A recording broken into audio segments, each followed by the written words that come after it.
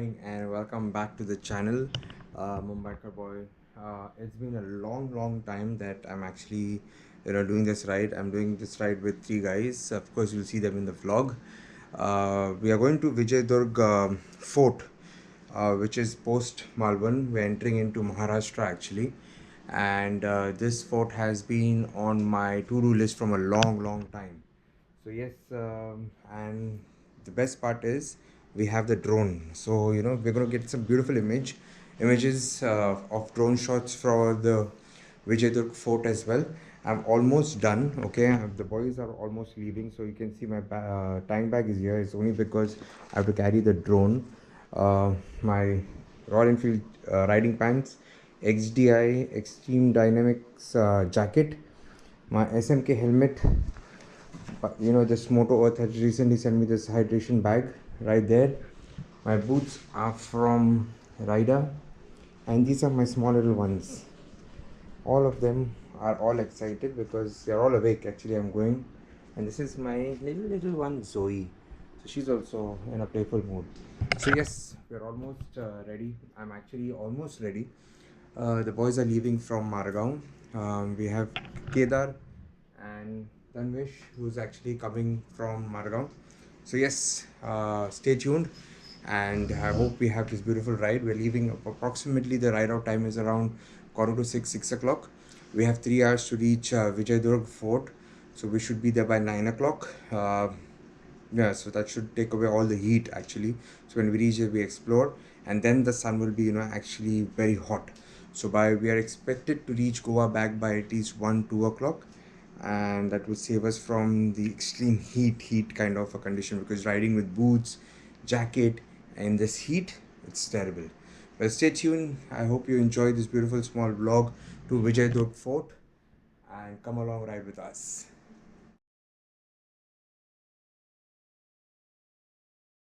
So yes, I'm almost ready. The boys have reached Porvorim, so I should ride out.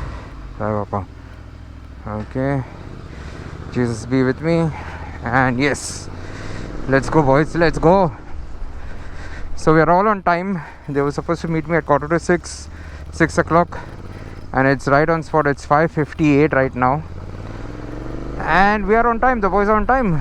Lucky. Kedar is always on time actually. Sometimes gets late, but yeah. And you can see the people in the church right here.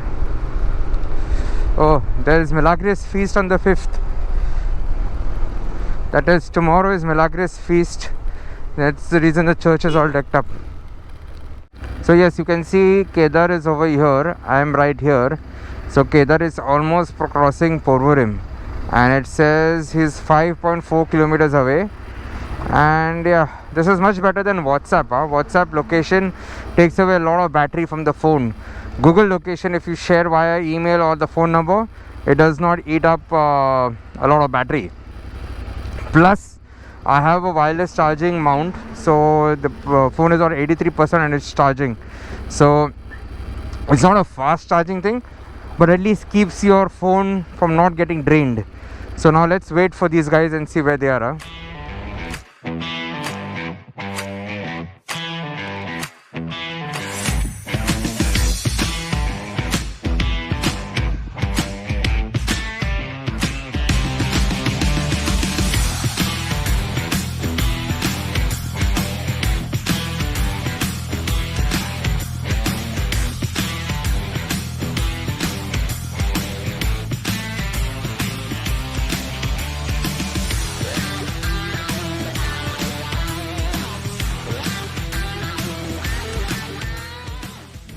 So we have stopped at Tavde Hotel.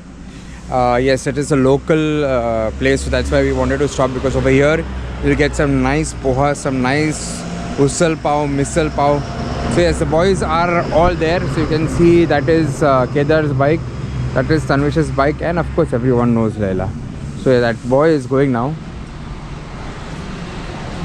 It's very important for us to get a proper meal for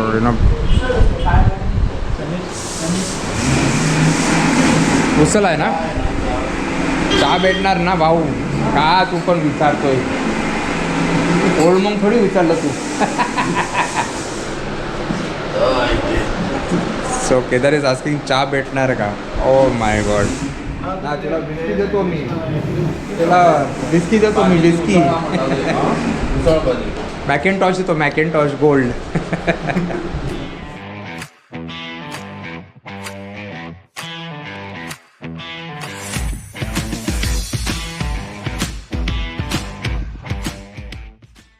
So Tanmesh and I actually had usal and misal. My misal was beautiful. I actually loved the that village feel of the misal. It's been long time that you will not get something like this in Goa, definitely not. And of course chai ki chuski, beautiful tea. I'm very particular on my tea in the morning, and trust me, this is very nice. I've ordered for one more because I can have 10 of these cups actually. So it's time to actually hit the roads back again. I love the breakfast, trust me. Getting to villages, having the local breakfast, having misal, poha, it's beautiful. And the tea was ultimate. So yeah, see the dog zoos. Hi dog zoos. They look like mini Great Danes. So yes, let's get onto the roads back again. And the boys are getting ready. They're just using the washroom and stuff. And we should hit the road soon. See you, bye. So unfortunately, Layla is broken down, and we have Kedar who's at the rescue. This happened to his bike a few days back, and now it has happened to my bike. But nevertheless, we are on our way to enjoy the fort.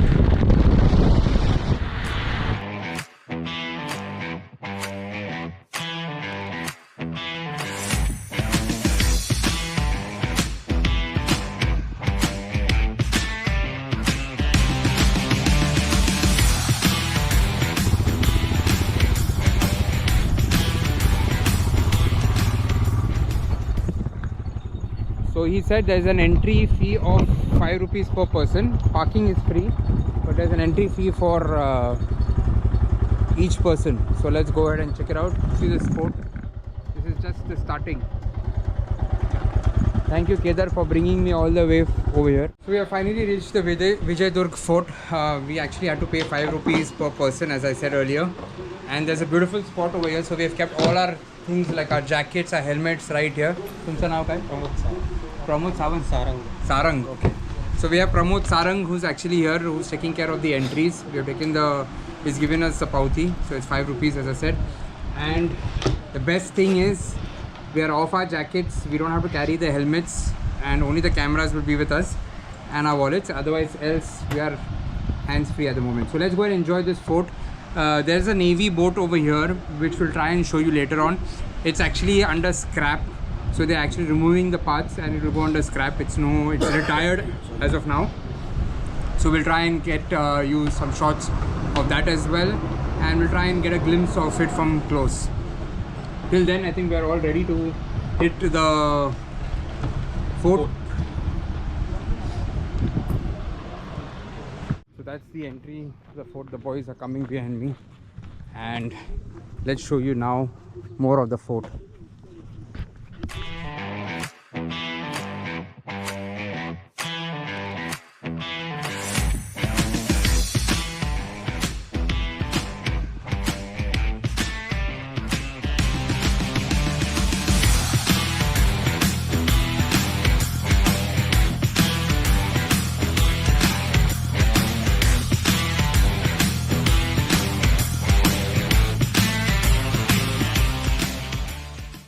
So guys, yes, we have actually got a guide who's going to show us and tell us about the fort. So he's right here.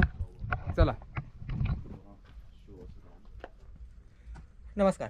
Chhatrapati Shivaji महाराजांच्या पदस्पर्शाने पावनला विजयदुर्ग किल्ल्यावर आणि इंग्रजांना घेरी आणणाऱ्या घेरियावर म्हणून tourist guide अवधूत पाटील आपलं स्वागत करतो. कुठून गोव्याला? हां, गोव्याला. तो किल्ला पाहणार आहोत तो इसवी सन 1195 ते 1205 या काळात शिलार संस्थानाचे राजा भोज यांनी बांधलेला आहे. त्याकडे 5 एकरमध्ये भाग आहे. तो आतमध्ये तो आपण नंतर पाहणार आहोत. राजा भोज हे मध्य प्रदेश एमपीचे एकूण महाराष्ट्रात 11 किल्ले बांधले. त्यापैकी हा एक होता. कोल्हापूरचा जो पन्हाळा किल्ला आहे त्यांची राजधानी होती. 1218 मध्ये देवगिरीच्या यादवाने ताब्यात गेला आणि दौलताबाद किल्ला. या 1354 मध्ये विजयनगरचे राजा यादव कृष्णदेवराय कर्नाटक त्यांच्या ताब्यात गेला. आणि 1431 मध्ये बहामनी सुलतान अल्लाउद्दीन अहमद शाह यांनी या जिंकून घेऊन 1490 ते 1526 या कालावधीत बहामनी राज्याचे 5 तुकडे झाले. बहामनी राज्याचे 5 तुकडे म्हणजे आदिलशाही, निजामशाही, कुतुबशाही, बरीदशाही आणि इमादशाही असे 5 तुकडे झाले. यात कोकण प्रांत हा विजापूरच्या आदिलशाहकडे गेला आणि नंतर जवळजवळ 125 वर्ष केल्यावर विजापूरचं म्हणजे आदिलशाहचं राज्य होतं आणि साधारणपणे 1656 साली महाराजांनी जिंकून घेऊन नंतर विस्तारीकरण केलं. जो किल्ला बांधणारा 17 एकर 19 गुंठे एवढा किल्ल्याचा परिसर आहे आणि त्याचा छोटा वाटतो. पाथमध्ये गेल्यावर जी भव्यता आमची लगेच लक्षात येते. किल्ले पात्र आमची क्रिकवेर असते. किल्ले नेहमी असं रंगून पाहायचे असतात. इकडे घोडे पळत होते, मावळे वावरत होते, तोफांचा गडगडाट होत होता. असे म्हणजे किल्ले पाहिला तर नक्कीच तुम्हाला आनंद घेता येतो. ना 1 तास 1.5 तास जो काही किल्ला फिरणार आहोत म्हणून भाग जरा बाहेर ठेवून एक 16व्या-17व्या शतकातले मावळे होऊन एक तासा वाहण्याचा प्रयत्न करा. तुमच्या अंगात वीररस संचारला पाहिजे, अंगात शाळे वगैरे उठले पाहिजे आणि असं किल्ल्याचं सादरीकरण व्हायला पाहिजे. कारण किल्ले आपल्या नयनात प्रत्यक्ष किंवा अप्रत्यक्षरित्या खूप भर टाकत असतात. पण या दुर्गरचना न कळल्यामुळे एवढी फसगत होते. तुम्हाला एक दुर्दैवाची गोष्ट अशी सांगायची वाटते की बऱ्याच भारतीयांना महाराजांमध्ये जास्त पटलेलं नाहीये. पण बाहेरच्या देशात महाराजांमध्ये जास्त पटलंय, कळलं नाहीये. म्हणजे सध्याच्या मिलिटरीचा महाराज एक गनिमीकारी धडे शिकवले जातात. या अमेरिकेसारख्या देशात वेस्टर्न पॉइंटला महाराज एक गनिमीकारी धडे शिकवले जातात.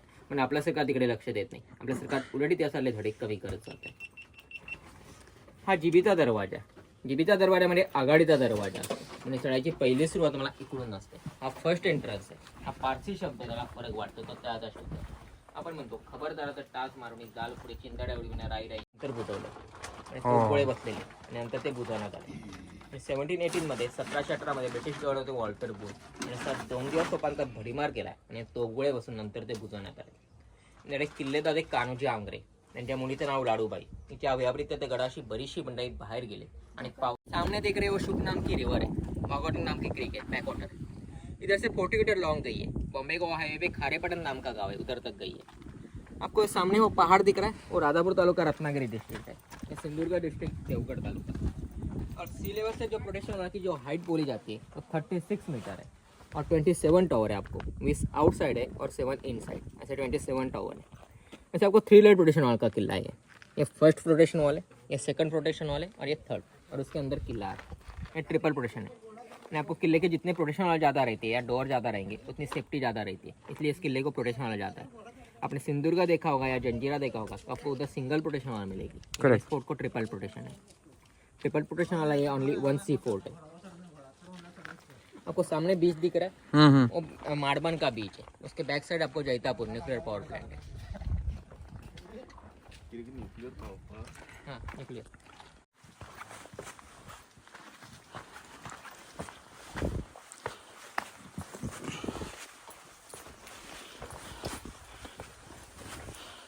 Wow, see this. ये मेन डोर है. आगे इसकी रचना देखो तो आपको लेफ्ट साइड टर्न है. Correct. इसको हम गोमुख रचना बोलते हैं यानी हम हिडन डोर भी बोल सकते हैं. एंड जब तक आप डोर के पास जाओगे नहीं तब तक आपको डोर दिखाई नहीं देगा. इसके पीछे 4 मेन रीजन रहते हैं. फर्स्ट रीजन है एनिमी अगर जीबी के डोर से एंटर करेगा आगे कहाँ जाना है उनको मालूम नहीं पड़ेगा, वो कंफ्यूज हो जाएगा. इतनी कन्फ्यूजन में हम उनको गन पॉइंट से मारते थे. सेकंड रीजन है हाथी घोड़े उनकी स्पीड कम हो जाती है. चढ़ने और वापस टर्न है तो उनकी टक्कर भी जोरों से नहीं बैठेगी डोर के पास. थर्ड रीजन है वुडन ब्लॉक जो लाते हैं वो स्ट्रेट ही ला सकते हैं, हम तिरछे नहीं जा सकते. तो उसकी टक्कर भी जोरों से नहीं बैठेगी डोर के पास. और फोर्थ रीजन है कैनल बॉल का जो अटैक है वो प्रोटेक्शन वॉल पे बैठता है, आपको मेन डोर के पास नहीं जाता. आप शिवाजी महाराज के कोई भी किले लो आपको ऐसे ही डोर मिलेंगे. रायगढ़ ले लो, प्रतापगढ़ ले लो, जंजीरा ले लो या सिंधुदुर्ग ले लो, आपको ऐसे ही डोर मिलेंगे. और हमारे ज़्यादातर आदमी लोग क्या राइट हैंडेड रहेंगे. तो नीचे से अटैक करेंगे तो वो प्रोटेक्शन वॉल पे बैठता है, हमको नहीं जोर से बैठेगा. और ऊपर से अटैक करेंगे हमारा ये राइट हैंड हो गया, हमारा आराम से प्रेशर से बैठता है. करेक्ट. और आगे नैरो भी हो जाता है तो आगे एनिमी भी बहुत कम बैठते तो हम वापस ऊपर से आराम से मार सकते थे. और लास्ट कैनल बॉल का अटैक इधर तक हुआ है. आपको ये वाइट दिख रहा है. यानी किसी भी एंगल से आप अटैक करो तो भी वो डोर के पास नहीं जाएगा. डोर सेफ रहता है. करेक्ट. रहेंगे नहीं, वो थक जाएंगे तो उनके रेस्ट करने के लिए यह जगह थी. इसको हम देवड़ी बोलते हैं. यानी अभी के वॉचमैन के भी ले लो आपको ऐसे ही मिलेंगे. अभी वो छोटे और एसी हो गए, ये बड़े और वेंटिलेशन ज़्यादा है आपको. ये पूरा टिक वुड है, 7 की लकड़ी है, टिक वुड है. ये पूरा सीजनिंग करके बनाई हुई इसलिए मजबूत है आपको.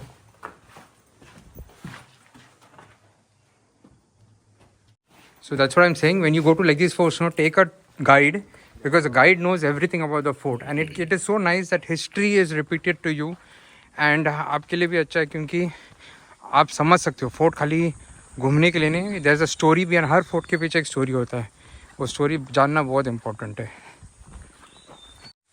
ऊपर नगार खाना, ड्रम वगैरह बजाने की जगह, सनई चौगड़े वगैरह बजाने की जगह, ड्रम वगैरह बजाने की जगह। उधर से आपको पूरा किले को मैसेज मिल जाता था, कहीं किसी का जन्म हुआ, किसी की डेथ हुई, या कोई आक्रमण हो रहा है, या कोई भी आ रहा है, तो उधर विशिष्ट सामने बजाते थे, आपको पूरा किले को मैसेज मिल जाता था।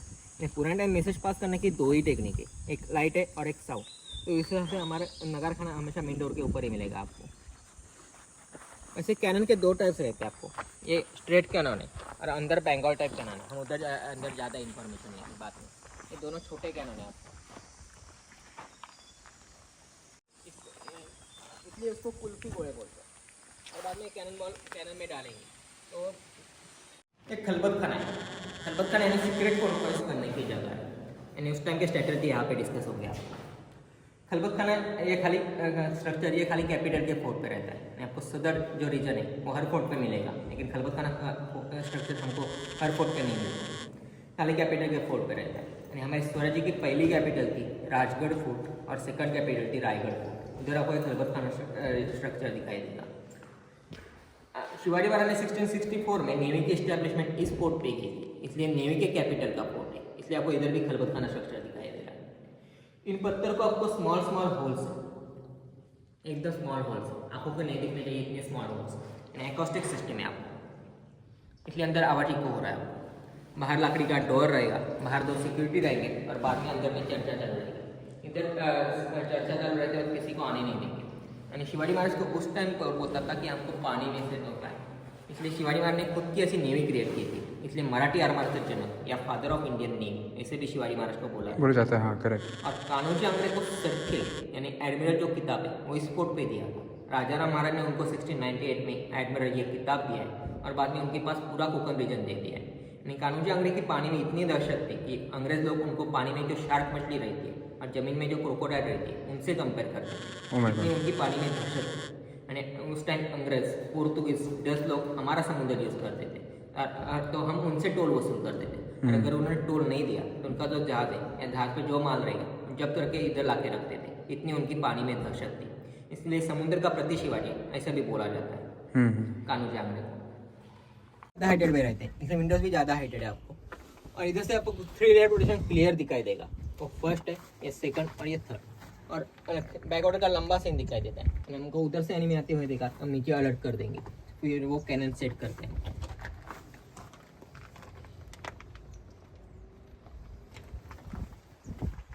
यहाँ पे टोटल 4 कमांडर थे, कान्होजी आंग्रे, संभाजी आंग्रे, तुळाजी आंग्रे, ये 3 आंग्रे घराने के। और आंग्रे यानी आंग्रे घराने के 3 जनरेशन हो गए। और लास्ट में जो थे आनंदराव धुलप करके थे, जिनके हमारा गाँव में हाउस है, ओके वाड़ा। उसमें से जो संभाजी आंग्रे जो थे वो भगवान शिव के भक्त थे। वो पुराने टाइम पैदल कुणकेश्वर जाते थे, 40 किलोमीटर बाय वॉक जाते थे, लेकिन बाद में उनको पॉसिबल नहीं हो पाया, इसलिए उन्होंने यहाँ पे शिवलिंग की स्थापना की। उनको यहाँ से एक दृष्टांत मिला था, यानी सपन गिरा था कि यहाँ से 2 कैनन बॉल जहाँ पे एक ही जगह पर गिरेंगे, वहाँ पे एक शिवशंकर स्वयंभू प्रकट होने वाले थे, इसलिए उन्होंने यहाँ से 2 कैनन बॉल डाले। वो 1.5 किलोमीटर लंबे गिरे और बाद में उन्होंने रामेश्वर मंदिर बनाना चालू किया। अभी आपको राइट हैंड साइड जाते वक्त लगेगा, वो पूरा मंदिर उनके टाइम में बनाना चालू हुआ है। उधर उनकी मॉजेलियम भी है, यानी समाधि भी है, वॉल पेंटिंग भी दिखाई देगी। और पोर्तुगीज लोगों का संतान नाम का जहाज था, उसमें से लुटी हुई घंटा भी है। उधर 1791 में लुटी हुई घंटा है रामेश्वर मंदिर में। इधर से वो डालेंगे, उधर जाके लॉक होती है आपको।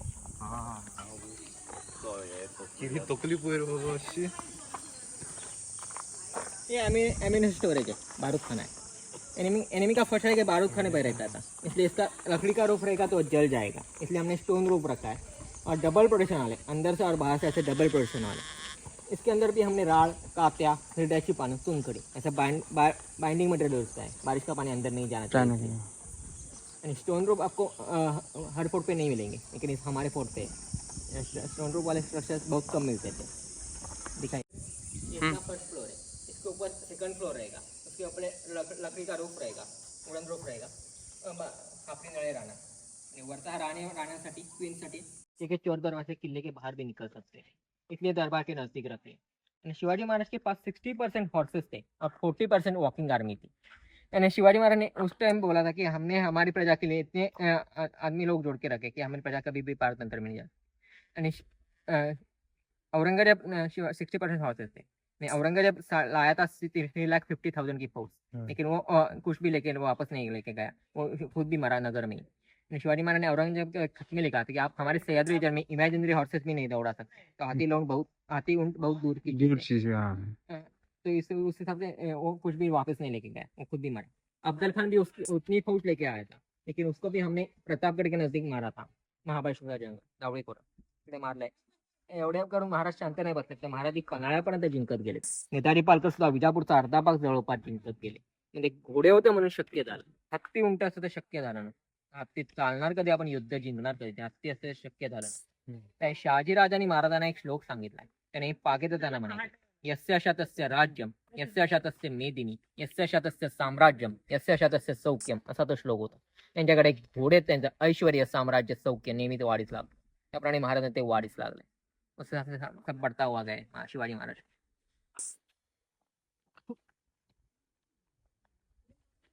शादी की टाइम बनाई होती, लेकिन शिवाजी महाराज को सब चीज़ों का रिस्पेक्ट था, इसलिए उन्होंने वैसे ही रखी है। शिवाजी महाराज का कहना था कि हमारी प्रजा में हमारे मिलिट्री में जो भी आएगा वो हमारा सोल्जर्स है। करेक्ट।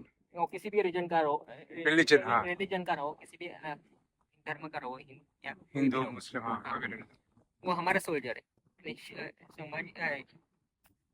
समर्थ रामदासांची उक्ती आहे, मराठा देतो का मिळवावा, महाराष्ट्र धर्म वाढवावा, वो उन्होंने साबित करके दिखाई। उस टाइम मरहट्टा ऐसा शब्द था, उस टाइम हमारे एक आदमी लोग मरेगा नहीं, हटेगा नहीं, ऐसे उस टाइम के आदमी लोग हमारे थे। हमारे कोकण रीजन का जो तोपखाना प्रमुख था इब्राहिम दौलत था, उनके नजदीक के बॉडीगार्ड थे मेदारी के सेनापति थे नूर खान बेग, वकील काजा इधर थे, और अफजल खान को मारने के लिए जिन्होंने वाघ नगर भेजी थी, उनका नाम था रुस्तम जमान। ऐसे इतने आदमी लोग मोमेडियन थे हमारे मिलिट्री में भी, शिवाजी महाराज के मिलिट्री में। वो 2 फ्लोर है आपको, 2 माले का है। रोटेशन वाले का जो कॉर्नर का छोटा दिख रहा है वो वॉश टॉयलेट है उस टाइम का, रोटेशन वाले का छोटा वाला, हाँ। और ये सामने दिख रहा है यस, रेक्टेंगल, हाँ रेक्टेंगल, हाँ जहाँ वो सैनिकों को रेस्ट करने के लिए जगह थी, वॉर करके वो थक गए तो उधर आके वो रेस्ट करेंगे। ओके। इधर से आपको 12th सेंचुरी का फोर्ट चालू है, 12वीं सदी का ओरिजिनल वाला फोर्ट। 12वीं सदी में फोर्ट बनाने की वजह खाली बिजनेस था, वॉर वगैरह कुछ नहीं थे, इसलिए छोटा फोर्ट था, ट्रेडिंग के लिए था, छोटा फोर्ट था। ये वॉचिंग के लिए स्टेप्स थी छोटी प्रोटेक्शन वाला है, गन पॉइंट्स वगैरह ज़्यादा कुछ मिलेंगे नहीं।